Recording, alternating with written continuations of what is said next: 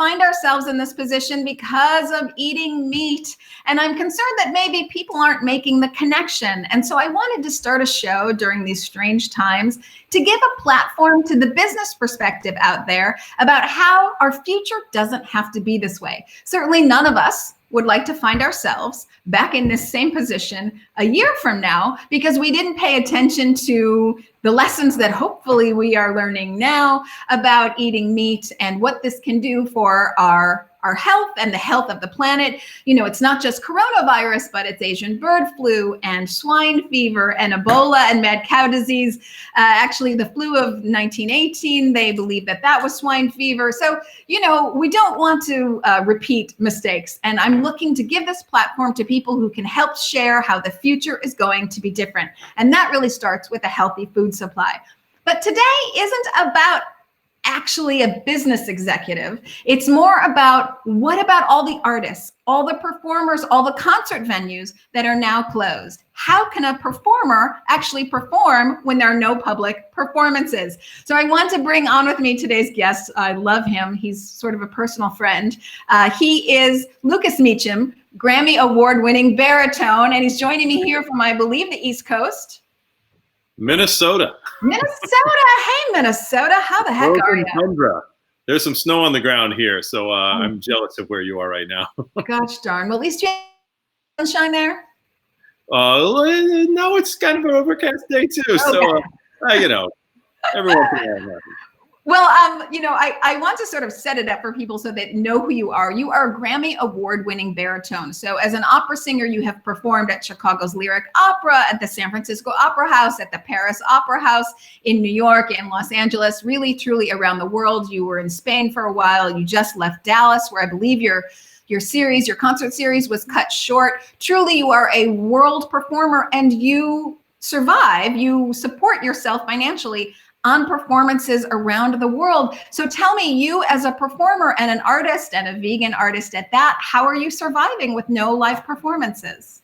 Well, it's kind of a wing and a prayer over here for a lot of performers and artists because what people might not know is we're not salaried employees. We're self-employed, and so that in a gig atmosphere, we only get paid when we perform. Literally at the middle of the performance, at intermission, when everybody's having a cocktail or a glass of champagne or whatever, somebody walks into our room and gives us a check, and we are paid per performance. So if we have 6 performances, we get 6 checks, and that is what we get. So now that all of these opera houses and all of these, Broadway has canceled all over the world, the West End in London, everyone is canceled. Unless it was a salaried position in a contract. I guess Broadway's a little different than opera singers for sure, but because they have weekly contracts. But for people like myself, we do not get paid if we do not sing. So it's a very difficult time. Now, the good thing is that some opera companies out there, even though they're not required to, because of there's an article in our contracts called the force majeure. It's used a lot in Paris or in France when they go on strike every other week. Anyway, so because of this global pandemic, they actually don't have to pay us. But there are a good portion of opera companies that are, out of the goodness of their hearts, paying us a portion of our fees. And like you said, I was at the Dallas Opera before this, and I was about to perform 2 operas back to back, 4 performances of Verdi's Don Carlo, and then 6 performances as the title role in The Barber of Seville. And every one of 10 performances all got canceled, which eats into a huge sum of my yearly payments. And so it's a time to tighten our belts. I'm just lucky to be in a position where I'm at a certain level where this doesn't affect me as much. I look at me 10 years ago when I was really struggling, 15, 20 years ago when I was a young artist and really up and coming in the business. This would have bowled me over. This would have really made it so difficult to not just pay rent and bills, but to eat alone. Starving artist, that is not just a term that is thrown about, without having lived it. Artists do at some point have to starve for their art because they haven't made their big break yet. So It's a very difficult time in the arts. But like I said, some opera houses are doing the right thing and paying people a portion up to all of their fees. I am a little taken aback that some of the biggest opera houses in the world are deciding not to pay any of their artists anything. But that's being worked on through the union, so we'll see what ends up happening through that. And it is tricky business because even for those opera houses, I mean, I feel for those business owners as well. You know, it's not like they created coronavirus. They too now aren't selling tickets. And I don't know if insurance would cover this kind of force majeure, as you say. And so, you know, to help, you know, a week, 2 weeks or a month, okay, but ultimately they're going to run out of funds as well. I mean, Right. there's just no money circling through. So, and as you say, most artists, if they're lucky, live paycheck to paycheck. Some aren't able to make it fit. So you take out one paycheck, let alone several paychecks out of that chain of paychecks. And I just don't know. Are you finding people are trying to, well, you can't even get a waiter job right now, of course. Yeah, you're right. What are people doing as backups? Well, that's a great question. Financially, they're suffering. That's all there is to do it. So this big stimulus package that just was passed in the government, I'm so happy to see Democrats and Republicans working together on that and passing something that hopefully will help artists. And it does include self-employed and gig employees. So hopefully we'll see a lot of help from that. Our union, the American Guild of Musical Artists, AGMA, has stepped in, and they're doing good work. They're doing something, which is better than nothing. And you can go to them and request a certain amount of up to $2,000 per artist. And they'll anyway. And they're also considering doing a loan program where they can loan you up to $50,000. So we'll see what ends up coming through the pipe. I mean, this is all so current, you know. I mean, well, it's so current, and also we've known about it since December. So I mean, it's kind of, you know, it depends on what you're talking about, but people are reacting to it currently. And just to hit on what you had discussed about opera houses, and the fact is that all opera houses in the United States are nonprofit organizations. Right. And they get the majority of their funding not through ticket sales, but through private donations. So opera actually it could not fund itself through tickets alone because it's a very expensive thing to put on. It is actually it's the grandest of all art forms because it includes so many other art forms. It includes the set design, is architecture, the painting and designing of the sets as well, like the backdrops that you see are artists. There's sculptures involved of sculptures. Not just huge. Yeah, the costumes have artists, of course, the singers, the orchestra members, the conductors, the directors. So, I mean, the list goes on. And we even have ballets in the middle of operas that also incorporates dance. And that's what makes it the grandest of all art forms. But that also makes it really expensive. So it's a tight place to be. And I understand that some opera houses are having difficulties. But at the same time, you couldn't exist without the people that work there. They couldn't exist without the people that work there in the same way that we could not exist without them. It's a very symbiotic relationship, and we should take care of one another. And I'm just thankful to the companies that are taking care of their artists. I love to hear that. I just want to hop on and say what you had said before, that, well, we sort of knew about this since December. I sort of want to say, actually, we've kind of known about this since 1918, in the sense that Asian bird flu, which is a type of corona, is nothing new. And particularly in Asia, they have these almost yearly, I don't know if you saw the New York Times article, but there is now an Asian bird flu outbreak in Germany. I'm not saying it's spreading. I'm not trying to get everyone all worried and freaked out, but it for sure is all over the world. Asian bird flu comes from eating birds. So not just some odd dark alley wet market in China that maybe we think is foreign to us. No. Yeah, exactly. From eating some random thing that nobody else eats in the world.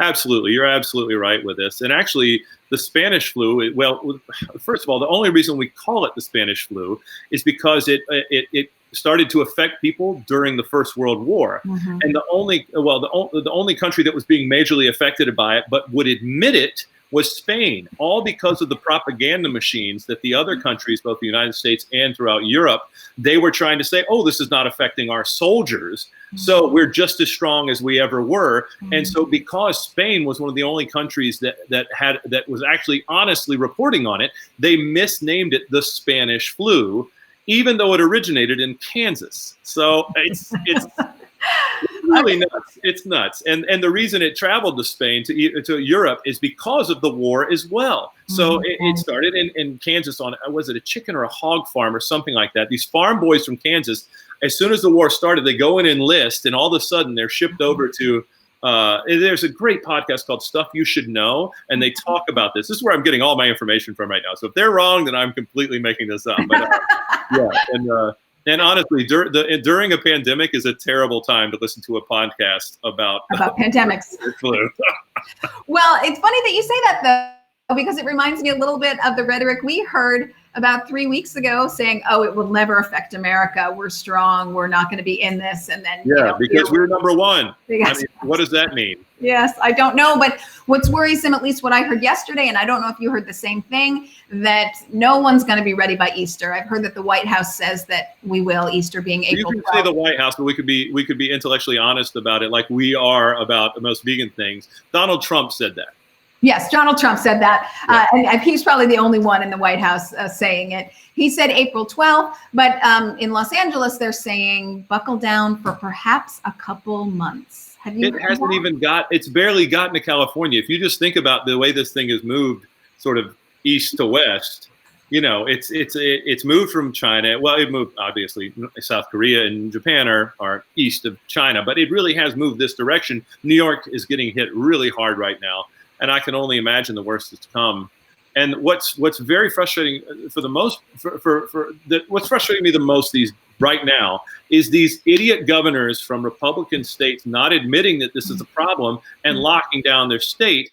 And you can see that between certain states of similar populations who had the similar information, the ones that are locking down are the ones that are seeing great strides made in containing this virus, and the ones that aren't are just growing and growing. The epidemic's growing out of control. And putting us all at risk. So that's another thing that's very annoying. So as we talk about this and we make the connection, and of course vegans have been making the connection for a while, in your circle of artists, is anybody talking about the connection between eating meat and the pandemic that we have now? Is anybody talking about changing their habits?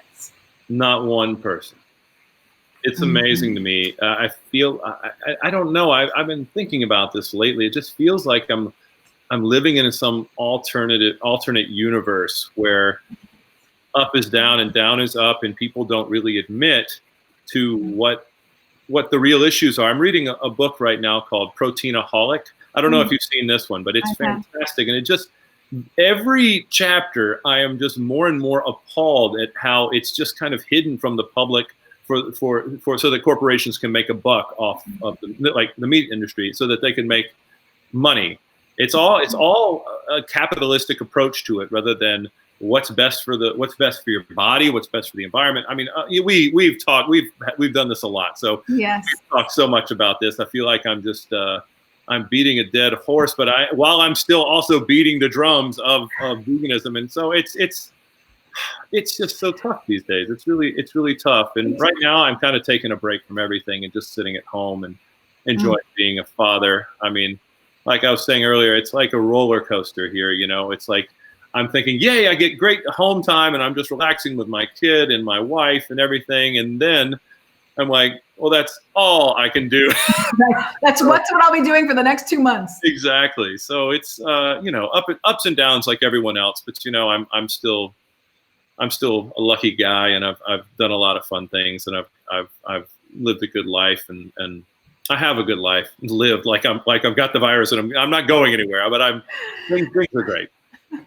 I just love talking to you. As you say, this is, I think, the third interview we've done together. About a year ago, we did an interview right on this network, the Jane Unchained Network. And then about 2 months ago, before all hell broke loose, basically, you were on my radio show live in Chicago, the Elysabeth Alfano show. Face to face that time. Yeah, that was great. That's when life was normal, not too long ago, it was only end of January.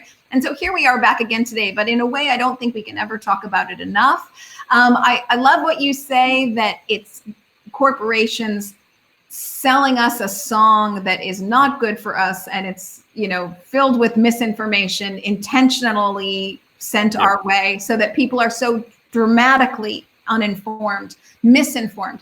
But I don't know about it really being pure capitalism, because if it were pure capitalism, then there wouldn't be subsidies and there wouldn't be lobbyists protecting these industries that are horrible business equations. They're not good business models. Plant-based is a much better model in terms of making money and efficiency, in terms of efficiency in resources, land and water, and also money. You know, it's about 9 calories of grain to get 1 calorie back of chicken. No businessman or woman ever says like, oh, hey, I'll give you 90 cents and you give me a dime back. And if you want to talk about cows, it's like 35 dimes to one, $3.50 to one. No one signs up for that business equation. So if real capitalism were allowed to work, I'm not saying that it has to be, you know, capitalism or nothing. I'm not one of those kind of people, but I just feel like the system isn't allowed to work because we are intentionally uninformed about the source of our meat, which is why we have so many ag-gag laws keeping us from actually knowing what happens in factory farms.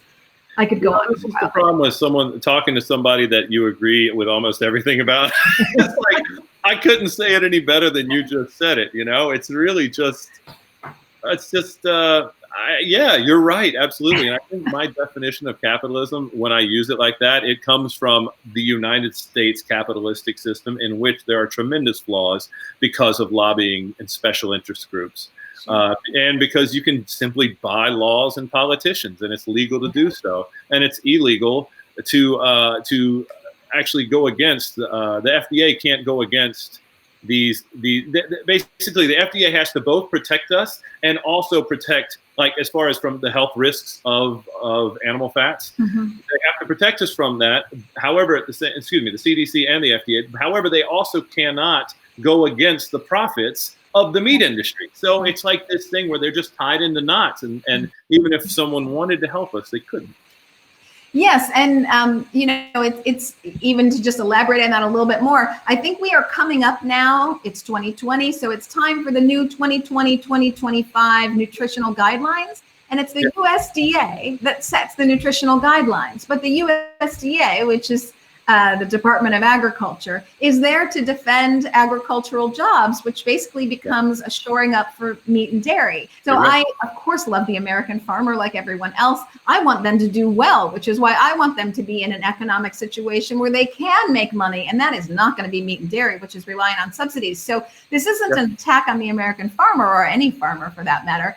This is to show the conflict of interest and how just sort of effed up, I'll say without saying the swear word, it is to have the USDA in charge of nutritional guidelines. That to me doesn't make any sense either. Yeah, it's a rigged system. And actually, we've got here in the comment section here, Tom Vincilli chiming in, and he's right. The FDA doesn't work for the consumer. That's what he's saying here. And he's absolutely right. Yeah. He's absolutely right. It's well, so let me ask you, since you know we are talking among the converted, you and I and Tom, all three of us, the converted. Let me ask you, so these conversations that we're having, of course, way too heavy to talk to your fellow artist about now that we have time and we're all FaceTiming and we're talking on Skype. But is there any one little bomb that you drop to people about the situation of eating meat has gotten us in this predicament that stays with them? Or is there any way that you kind of introduce the conversation? This particular predicament, no. I mean, I feel like it's not selfish enough for them. Like, because I find that myself, I went vegan for selfish reasons.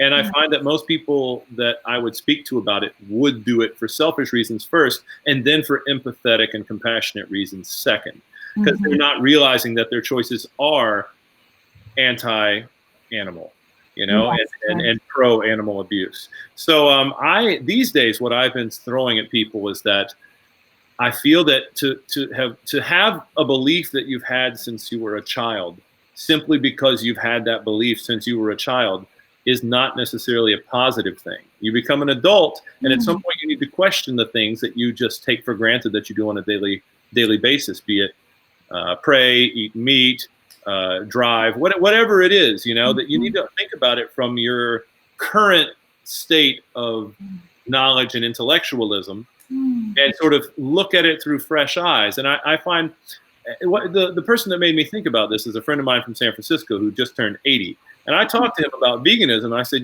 I want you to stick around. I want you to be around. And you're not doing everything you can to do that. And he said, I'm too old to change. And I hope that that never happens to me. And some people find themselves too old to change at 30, you know, at 25 or you know, younger. And so they're like, because I've always done something is a reason to always do it. I mean, you could use that art. I mean, and of course, culturally and historically, those have ended up being really poor choices for, you know, racism, the equality of women, the LGBTQ community. I mean, all of these things that historically people were thrown in jail or killed just for being. Now we realize, oh yeah, maybe that wasn't the best idea. So we should reflect upon ourselves to become the best versions of ourselves.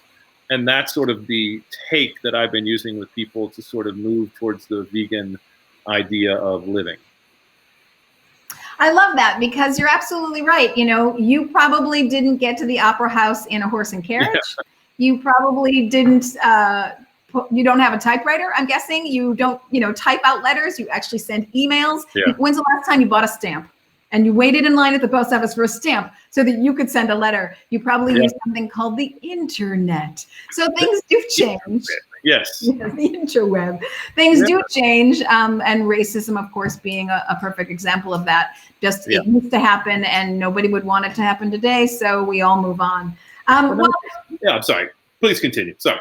So, you know, we're talking about all this heavy stuff, but I do want to give people a sense of you. So you have a very fun story, and you have told me, of course, but I just tell everybody again, you are gallivanting in Paris and you're, you know, having some drinks, doing some karaoke. How does your life change? Well, my first time ever going to Paris was pretty special. I was singing a gig in Germany.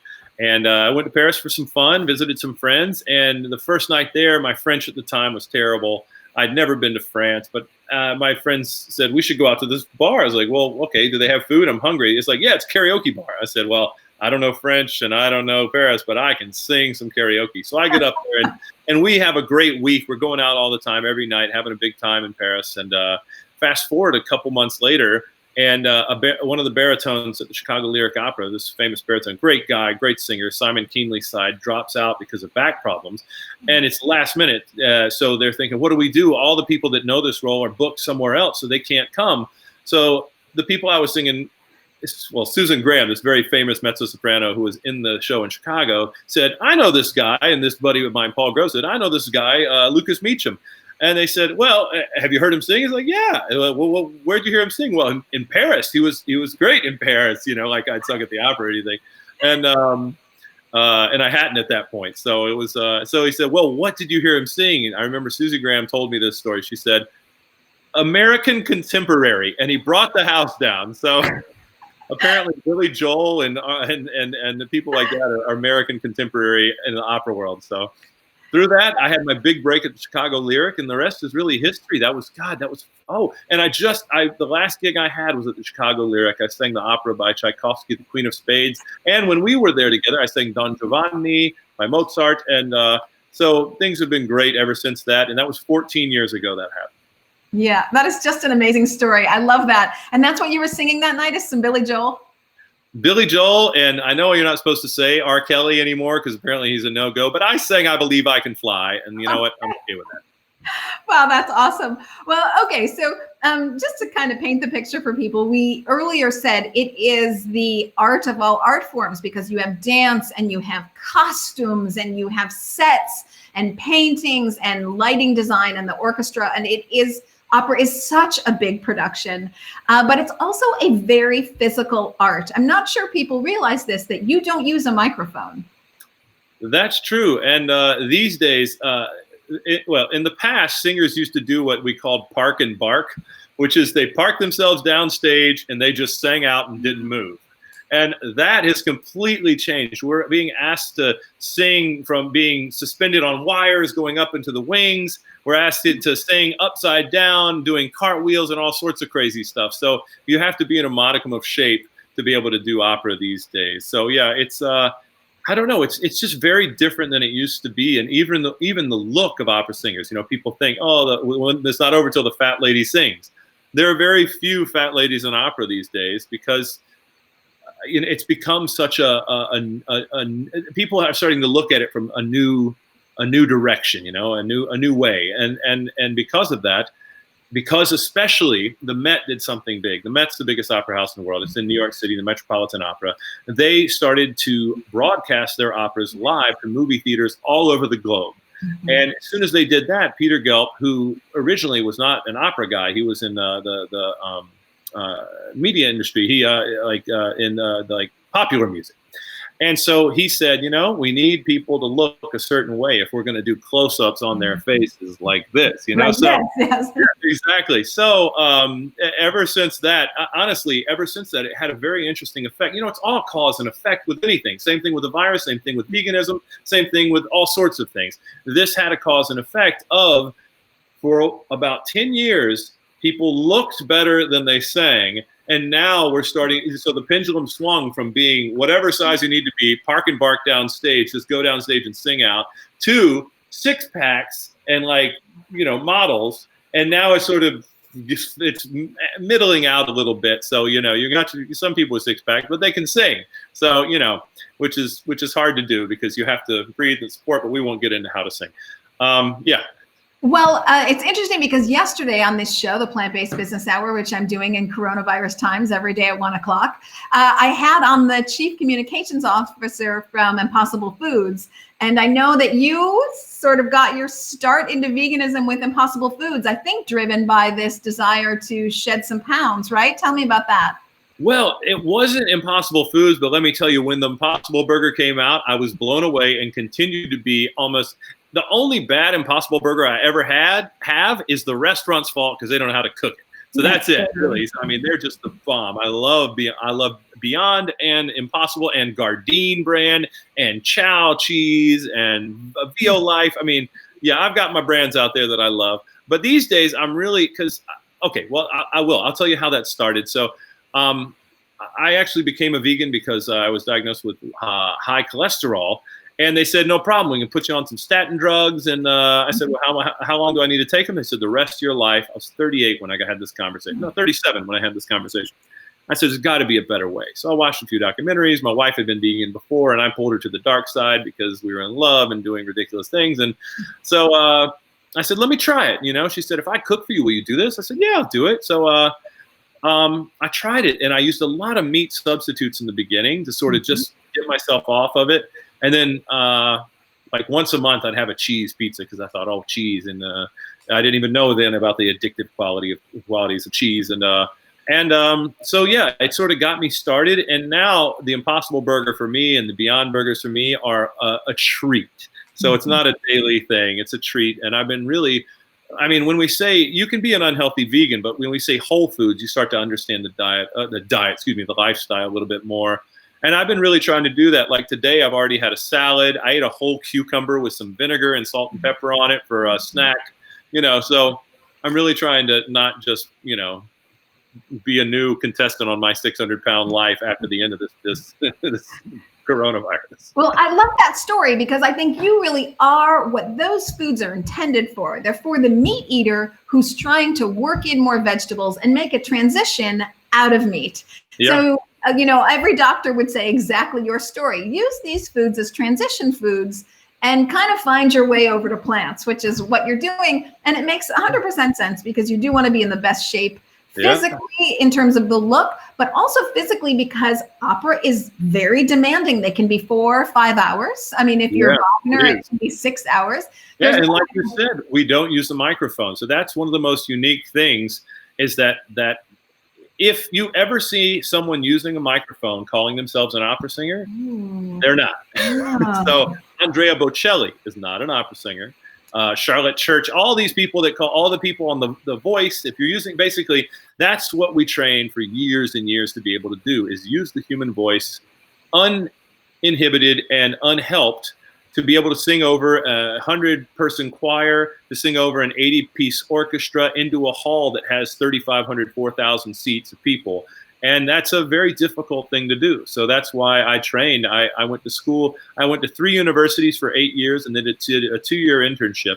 So at the end of the day, all said and all in, I had 10 years of scholastic endeavors under my belt. And at that point, I started trying to be a professional opera singer. So, and there was no guarantee at the end of that 10 years. So I'm happy it worked out. Yes, such a dedication. Now, I would think that your fellow artists would be impressed, for lack of a better word, that you have the stamina, that you are right there with them. I'd like to say you're sort of aging backwards. You know, you've shed some pounds. You're feeling healthier than you did at 37 when you were about to be committed to a life of statins. I would think this would be, you know, your competitors even would be saying, just like athletes do, oh, he's got a competitive advantage because of his diet.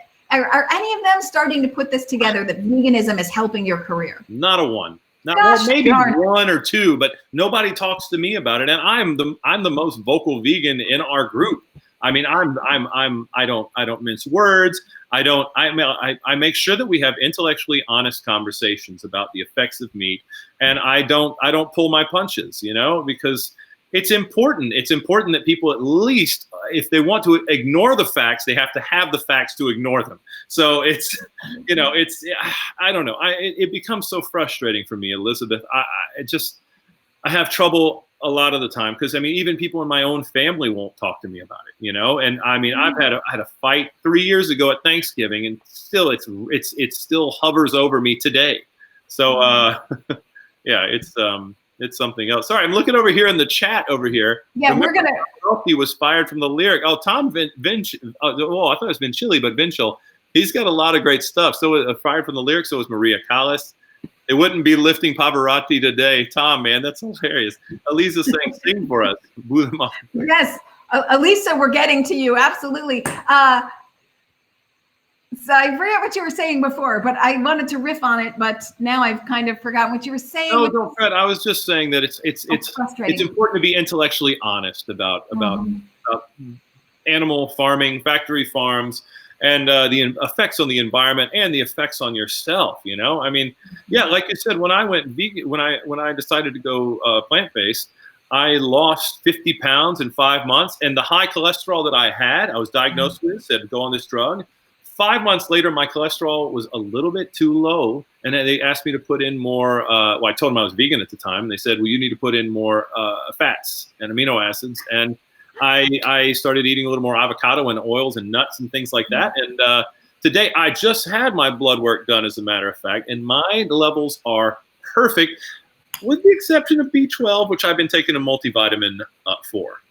Yeah, and just to kind of shout out to that for everybody, just go ahead and take a daily B12. Maybe even more than just your vitamin or whatever. You can look into that with your doctor. But I just take like its own separate B12. Thank you, Dr. Greger, for setting me straight on that. I just take it every day. And, you know, you can't overdo B12. If it's too much in your system, you just pee it right out. So, you know, kind of no harm, no foul there. But on this show with other people, we've talked a lot, specifically with Kathy Freston, New York Times bestselling author, when she was on my show. And, you know, I think what you're doing already is so impactful by being your best self. And you are a public figure. You are out there singing to the world, and also your positivity and your information. You are out there being your best self, and people are always impressed by that. So having this energy, having this physicality, you never know who you're touching. So it is frustrating, and sometimes family members are the hardest sometimes. But thank you for doing everything you do, and please keep it up. Of course, just like Elisa says, I would be remiss if I didn't say, like, okay, now give it to us. Will you sing something for vegans? Can we dedicate an opera to vegans out there? Absolutely. I wish there were more vegan only operas and things, but there's not one. I'm trying to think. There is a song about a ladybug. It's called Le Coccinelle. It's a French song. I don't know it, but I've heard it many times. And the ladybug actually speaks to the person. So a lot of times when the ladybug speaks back to the person that's singing to the ladybug, they do a voice for it. And it's like, it's like this weird voice. Anyway, but what would you like to sing for us? How about O Sole Mio? Everybody knows this piece. It's O Sole Mio. It's a Tosti song. It's one of the Neapolitan songs. It's very famous. And I don't know. I hope I don't. If your microphones buzz, it's only because I'm used to singing to 3,000 people at once, not just at my computer. So And actually, let me just say, so Elizabeth, before I sing for you, I just want to tell you that when the world was canceled, the opera world became canceled, I got a phone call on last Friday from the Dallas Opera saying, we're no longer going to be able to do your opera. We have to cancel it. I'm sorry. And on Saturday, I called them back and I said, you know what? I can't be silent about this. I want to perform a live stream recital. And so I went with my wife. My wife is a pianist. I'm an opera singer. And we do a lot of recitals and performances together. And so by Monday, we had set it up. The Dallas Opera had helped us, and we went to the Opera House, and we performed a live stream recital that day. I sang some of the opera that was canceled because it was my first time singing the role. It was going to be my role debut, and I've been working on it for a year. I spent so much time memorizing this opera and having it like right there ready to go. And so I sang that opera and then some other inspirational songs, and you can find that now on YouTube if you want to go check it out. You should totally check it out, where I give shout outs to all the companies that are paying their artists and everything. So I just want you to know that the artist's soul can never be leashed. It can never be silenced. And that I just felt that I had to shine my art and my love out into the world, because if so, I felt I was going to just explode if I couldn't just get that out of me in some way. So a lot of artists are doing that these days right now, is they're making their art accessible through social media and through the internet. So keep your eye out for a lot of that on every level. John Legend just copied me, obviously. You know, he saw me and thought he has to one-up me, John Legend. And anyway, he just did one as well. So it's an amazing thing. And there are a lot of artists out there in the world. And the funny thing is people say, when they might think or say that you know, the most important things are in different directions. And right now, don't get me wrong, it's important that we have doctors and nurses and people to restock our refrigerators. But what are you doing at home with your children? You're singing to them, you're performing for them, you're entertaining them. We are the performers, and we are suffering. We were the first ones to be canceled because we perform for groups of more than 250 people, of more than 50 people, of more than 10 people, of more than 3 people. And that's the numbers that have gone down as this virus has spread. And so remember your artists out there. And on that note, well, I just want to hop in there because I know you are going to sing and I don't want to keep that from people, but I will say that. So before I turned to journalism, I owned an art gallery, and we are at a time when we don't have the arts now like we used to. And I think it isn't just staying at home that weighs on people and we're worried and we don't know the future and it's very panicky out there. But also, we don't have song. We don't have people going to art galleries. We aren't experiencing art. You can't go to the theater. This kind of creative expression, and we are all ultimately creative beings, even if we aren't as talented as Lukas Meacham. We all have creativity in us, and that is something else that is stymied for us right now. So the loss that we're all experiencing is significant because of eating meat. I'll throw that in there. Well, okay, so are you going to sing us Il Sole Mio? Oh, well, I might as well, since you waited this long so patiently. I will give you the stage, sir. Che bella cosa, una giornata al sole. Oh, sole mio. There's more. Oh, sole mio. Sein fronte a te. Sein fronte a te. Oh my God, it literally runs through my body. This is what opera does for me. I can feel it like on the inside. It truly, you just feel it riveting through your body. Thank you so much for that. I so appreciate that. Do you practice every day? Normally I practice every day. Every day I am singing, whether I want to or not. It is always coming out of me. Like I'm now most of my practice involves making up songs about whatever my son's getting into in the moment. The creativity lives on. Yeah, absolutely. Well, let me ask you a quick couple of exit questions here that I always like to ask everybody. So, you know, usually they're one-word answers, but, you know, you might take a sentence or two, but they're meant to be kind of rapid fire. What are your predictions for the future? The stock market will recover. Veganism will increase simply because of the numbers. And we'll get back to normal eventually. Amen. Godspeed. What is the one thing you know now that you wish you knew 10 years ago? I'm just in my head. I'm screaming, "Go vegan!" Yes. In my head, anyway, that'll be it. I'm sure all your guests say that because they wouldn't be here if they weren't most likely vegan or supporters. Yes, but different versions of it. Like one of the things I always say is and this is tied to veganism, of course, but I wish I knew 10 years ago that I have to advocate for myself. That if I'm waiting for the USDA and their nutritional guidelines, I will be sorry much later. It's not the government. It's not even my parents or my friends or my surrounding, my boyfriend. It's me. I have to advocate for myself. I have to research things. I have to look into what's going to work for me, what's right for me, what makes sense for me. Forget the news, except for Jane Unchained and my show, of course. But you've got to advocate for yourselves, folks. And that, of course, I love that. If you do. I'll take that. Okay, good. Okay, if you've had a bad day, which many of us have had of late, perhaps a string of them, is there a phrase that you say to yourself to get your spirits back up? I'll give you an example. I always say, nose to the grindstone, eyes to the sky. Oh, yeah. Kick ass and take names. Oh, I love that one. I love that one because I really think that this year, it always comes back to veganism, but 2020 is the year that vegans kick ass and take names. Yeah. Love it. Okay. You're super busy. You're traveling the world. You are taking an overnight flight maybe to get to Spain or whatever. What is your go-to snack? Remember that. My go-to snack? Oh, a banana. A banana is an opera singer's best friend. And if you have a second, I'll just tell you real quick. So when we sing, sometimes the point of singing is to be as relaxed and natural as possible and I won't get too detailed, but basically relax your jaw, relax your neck, relax your tongue.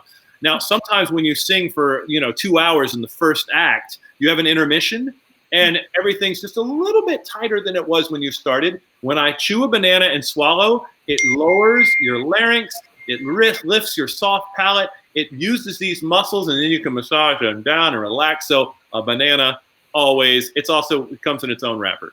Okay. I love that. Yes, you can carry it. And yeah. That's great. Okay. Sort of along the same lines, you've been out of town and you really don't have time to go shopping. And so it's really crazy. What are you always going to have in your fridge? And what are you always going to have at home that you can make really fast? Your favorite go-to meal. It's always good. I had it last night. Spaghetti and Gardein vegan meatballs. So I have not tried Gardein vegan meatballs. You recommend them, huh? Oh, they're the best ones. I've tried them all. Well, I've tried most of them, and they're by far the best ones. Yes. Okay. I will also throw out here, if you feel like cooking, and now we've got time on our hands, so I make and I'll make them for you next time I see you. Eggplant meatballs, which are really good, and it's eggplant. That sounds interesting because I don't think of eggplant as binding. It's with tempeh. I'll make it for you. I'll send you the recipe, actually. But you can go to ElysabethAlfano.com, folks, and you can find the recipe. But I'll send it to you, Lukas, my eggplant tempeh meatballs. Okay, and then what are we always going to, maybe it's the same thing. What's always going to be in your fridge? Califia almond milk. Oh, so good. So good. For me, it's really basically any kind of hot sauce. So. Oh, yeah. That tells you who I am. Okay, yeah. You have to keep hot sauce in the fridge? Because I didn't think you had to. No, you don't. But some of them we do put in the fridge depending on the kind of make that we have. But I always have it around. And yeah. Do you have a top 3 favorite hot sauce? Do I have 3 favorite? Yeah. Well, so we get this revolving monthly delivery. So that's so cool. I'm constantly trying new ones. I think it's El Valencia, which I really like. And then there's like a carrot one that I really like. I'm going to have to turn you on to this as well. So. All right. Mine is different for each occasion. If it's Mexican food, or I'm going with Cholula or like eggs and everything. If it's Asian, there's this sambal olek. It's a chili garlic sauce. And then if it's some Creole or Cajun, I love me some Louisiana hot sauce. So it depends. And you're from North Carolina, right? Born and raised, yeah. Born and raised. Well, I have also been playing with a bacon recipe. I kind of perfected it last night, so I will send you that because I know that Irina loves to cook as well. So absolutely, that's all we're doing right now. Whenever he's down for a nap, we're cooking in the kitchen. So yeah. I love it. Well, please send her my love. Thank you for your time today. I super appreciate it. I always love having you on, and I just am so grateful that you are there spreading the word and being this source of artistic light and love and information. You're just a wealth of information. So thank you for being with us, and I hope you'll be back. Anytime you ask me, I'll be there with you. Thanks, Elizabeth. I love it. Everybody stay tuned. Tomorrow at 1 p.m. we are also going to have a plant-based business hour. And of course, every Sunday at 3 p.m. Central, 4 p.m. Eastern, 1 p.m. Pacific. It's my radio show, the Elysabeth Alfano radio show, the only plant-based radio show in the nation on WCGO. Lucas, over and out. 2020 is the year vegans kick butt and take names. Bye, everybody.